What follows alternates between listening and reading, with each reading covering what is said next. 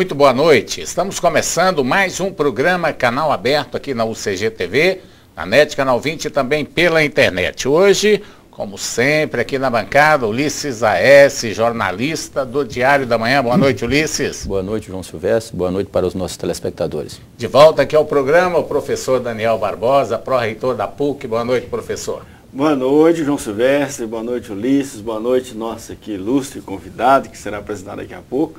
Boa noite, gente boa de Goiás.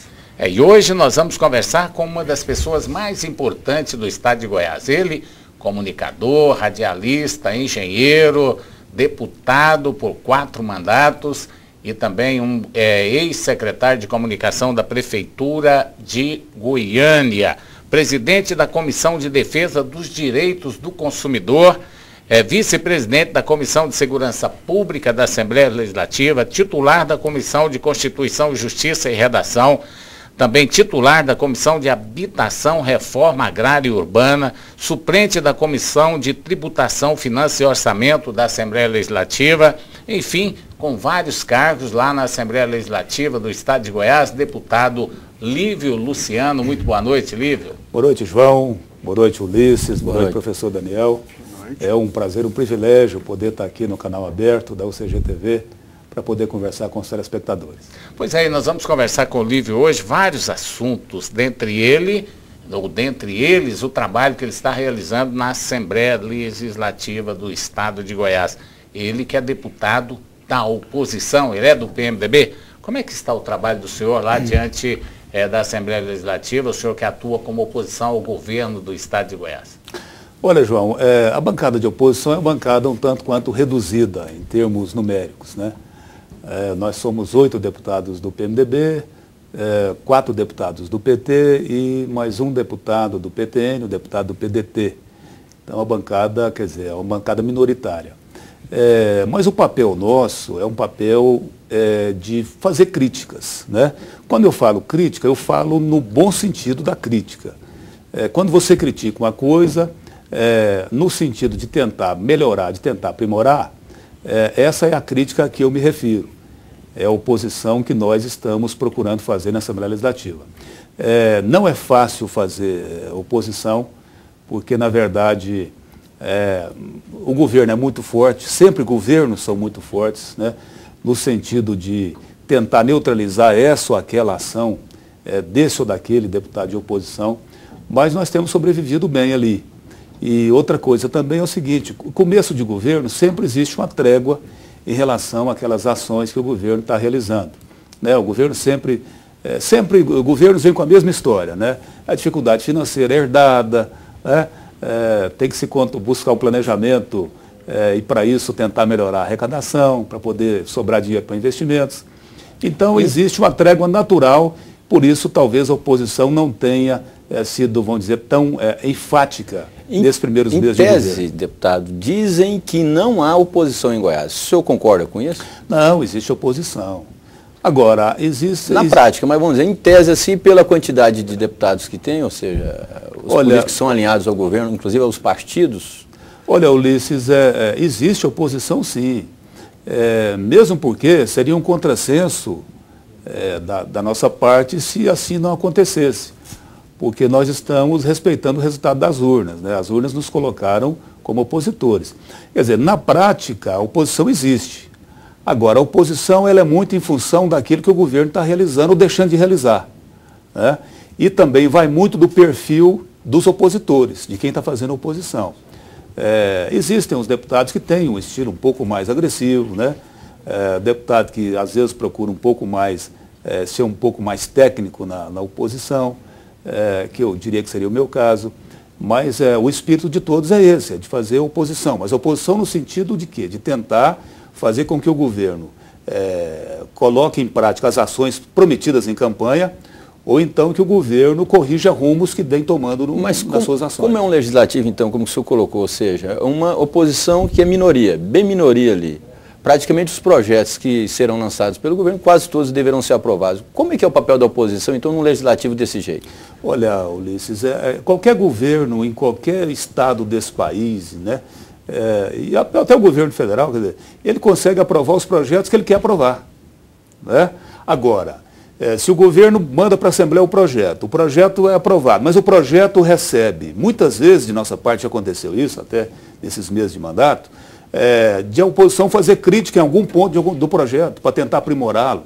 Né? Quer dizer, o projeto foi aprovado, mas com algumas ressalvas ou algumas modificações propostas pela oposição, que faz a crítica aos projetos. O Estado de Goiás, do jeito que ele se encontra hoje, com vários problemas de ordem financeira, de arrecadação, com algumas empresas como a Celgo, cheio de problemas, ele sobrevive, ele consegue se sustentar sem a ajuda do governo federal? Olha, eu acho essa é a primeira parte da pergunta. A segunda parte é se o governo conseguiria apoio do governo federal sem intermediação dos partidos da base aliada aqui em Goiânia, principalmente o PMDB. Tá, então vamos para a primeira parte. É muito difícil a situação que o governo do estado está, ele poder conseguir se salvar, né? E quando eu falo o governo, estou incluindo a Celgo também, que todo mundo sabe da dificuldade que a Celgo atravessa. É muito difícil isso acontecer sem o apoio do governo federal.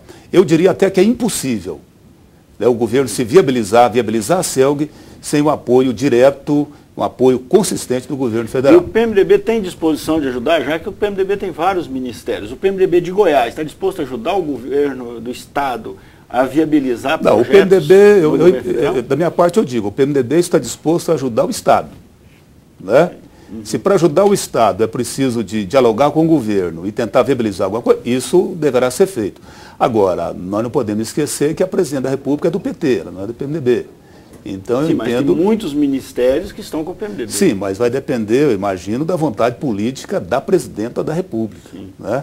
Ela que vai ser determinante. O PMDB reconhece que o Estado está realmente numa situação econômica ruim? Reconhece. Então o PMDB apoiou o Alcides, então reconhece que o Alcides fez uma péssima gestão.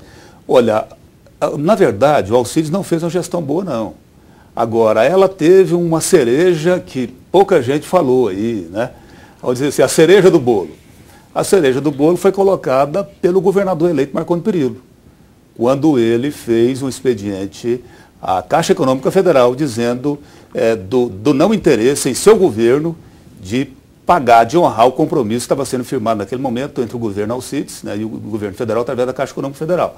A falta daquele recurso de 3 bilhões, 200 milhões de reais... Na verdade dispensou e parece que agora ele está retomando aquele... Pois é, na verdade dispensou por uma questão, por isso que eu falo, assim, eu entendo que os interesses do Estado eles têm que ser maiores do que interesses pessoais, interesses paroquiais, interesses partidários. Mas não havia risco de haver, eu acho que o medo também, na época, foi de que esse recurso viesse e não tivesse a destinação certa. Até a própria divulgação, fosse inclusive usado para campanha política. O próprio Alcides divulgou isso, ele queria que o dinheiro viesse para resolver o problema de caixa do Estado. Não era para resolver o problema da foi, assim, o que eu acompanhei na época, eu tinha até assumido o mandato, estava na Assembleia. O que aconteceu foi o seguinte, 1 bilhão e 200 milhões de reais, que seria a parcela inicial, ela viria para a Celg pagar o ICMS que ela devia para o Estado. Era uma dívida que a Celg tinha, que compunha aquele montante da dívida da Celg. Mas a primeira parcela ia ser utilizada para isso, ou seja, a Celg ia estar diminuindo o seu passivo, mas ao mesmo tempo o Estado iria estar recebendo o dinheiro referente ao ICMS. Com um detalhe, as prefeituras estariam recebendo os seus 25% de repasse de ICMS obrigatório. Quer dizer, a partir do momento que o governador eleito mostra o interesse de não honrar o compromisso, aí agente financeiro nenhum vai emprestar dinheiro para o Estado. Né? E isso teve uma consequência muito danosa, que foi o quê? Não só isso, eu acho que o governo Alcides, né, isso atrapalhou um pouco, mas o governo vinha mal. Né? O governo vinha mal, isso foi comprovado, o governo vinha mal. Por isso que eu falo que a falta do dinheiro foi a cereja do bolo para complicar a situação. Acabou que as metas fiscais estabelecidas pelo Tesouro Nacional, das 6 metas, só uma foi cumprida.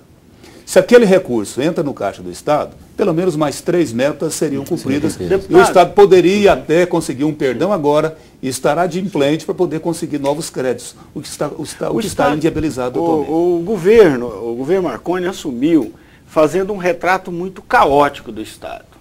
Isso não foi uma jogada de marketing para que dissesse, nós assumimos o Estado quebrado, sem dinheiro, mas daqui mais uns tempos ele consegue equilibrar as contas e nós recuperamos o Estado. Será que havia mesmo essa crise no Estado, essas dificuldades todas, ou isso foi um pouco exagerado? Claro, dificuldade a gente sente que tem. mas de repente o governo exagerou. Vamos exagerar o máximo possível para justificar medidas duras agora, para daqui a um ano a gente começar a melhorar e aí todo mundo achar que a gente salvou todo mundo. Daniel, vou aqui fazer um comentário aqui, independente de questão partidária ou não. Se você pegar aí, pelo menos desde que eu entendo por gente, vamos dizer assim, todo governo que entra, ele coloca uma situação de terra arrasada, né? Servindo como uma crítica ao governo anterior. Isso em todo segmento, na prefeitura, no Estado, na presidência da República. A menos quando é um governo de continuidade, aí é exceção. Mas coloca uma situação difícil no Estado, ou no seu caixa, por quê? Para justificar, primeiro, as dificuldades que ele vai ter, a falta de cumprimento dos compromissos, né, nos primeiros meses e tudo mais e tal.